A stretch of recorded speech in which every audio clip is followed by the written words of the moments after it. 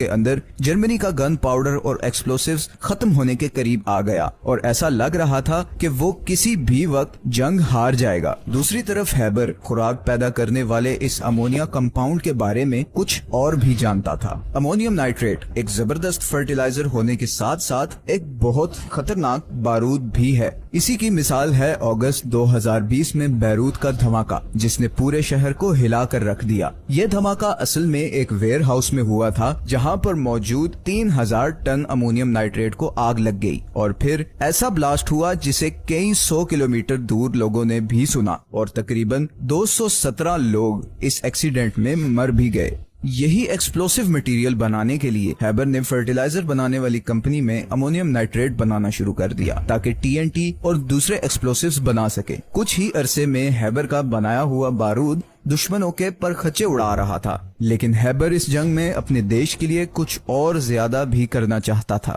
اس نے different chemicals کو combine کر کے ایک خطرناک گیس بنانے کے ایکسپیریمنٹس شروع کر دیے۔ وہ اس جنگ کو جلد سے جلد ختم کرنا چاہتا تھا اور اس کے لیے وہ کسی بھی حد تک جانے کو تیار تھا۔ دسمبر 1914 میں وہ ایک ایسی ڈیڈلی گیس بنانے میں کامیاب ہو گیا جس کے ذریعے چند سیکنڈز میں ہی دشمن کے سپاہی تڑپ تڑپ کر مر جائیں۔ اس گیس کو کلورین گیس کہا جاتا ہے۔ 22 اپریل کی شام کو 6 بجے جرمنی فوجیوں نے 5000 کلورین گیس سلنڈر ایلائیڈ فوجوں کی طرف کر کے کھول دیے۔ گیس پورے میدان میں پھیل گئی اور دشمن فوجی تڑپ تڑپ کر مر گئے۔ یہ اتنی تکلیف دہ موت تھی کہ دور کھڑے جرمن فوجی بھی یہ سارا منظر دیکھ کر کانپ گئے۔ اس دن دشمن کے 5000 فوجی اسی طرح مارے گئے۔ ہیبر کو آنر کے طور پر کیپٹن کا رینک دے دیا گیا۔ اس واقعے کے ایک ہفتے بعد ہیبر اپنے گھر آیا۔ اپنی اس اچیومنٹ کی خوشی میں اس نے گھر میں ایک پارٹی رکھی۔ پارٹی ختم ہونے کے بعد وہ اپنے کمرے میں سو رہا تھا کہ اچانک اسے گن فائر کی آواز سنائی دی۔ اس نے باہر آ کے دیکھا تو اس کی بیوی خودکشی کر چکی تھی۔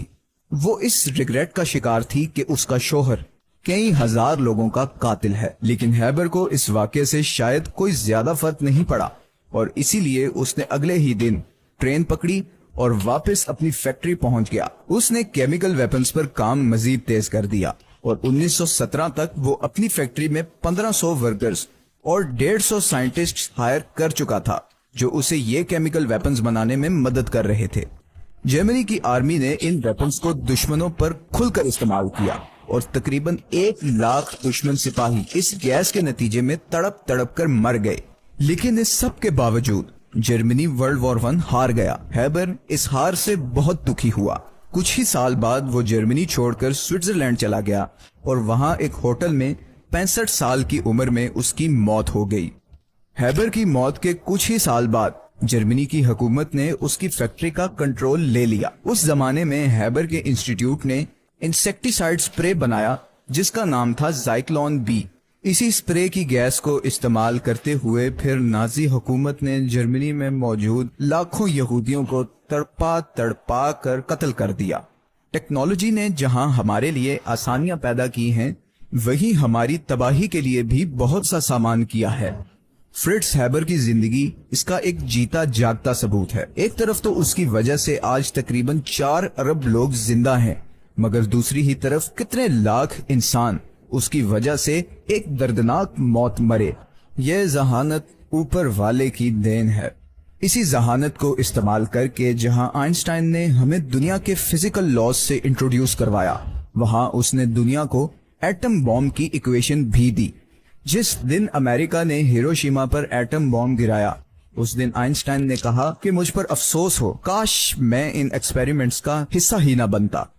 آئنسٹائن کبھی بھی نہیں چاہتا تھا کہ نیوکلیئر فیژن کو ایکسپلوسیو بنانے کے لیے استعمال کیا جائے، مگر بدقسمتی سے اس کے فارمولے کے نتیجے میں لاکھوں لوگ موت کا شکار ہوئے۔ کوئی بھی چیز بری نہیں ہوتی، اس کا استعمال اسے اچھا یا برا بناتا ہے۔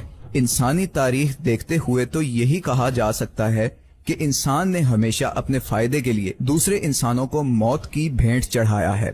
یہ ساری ٹیکنالوجی، ساری انوینشنز ایک 2 دھاری تلوار ہیں، اور میرے حساب سے تو پچھلے 100 سال میں ہونے والی تمام انوینشنز کے فائدے سے زیادہ نقصانات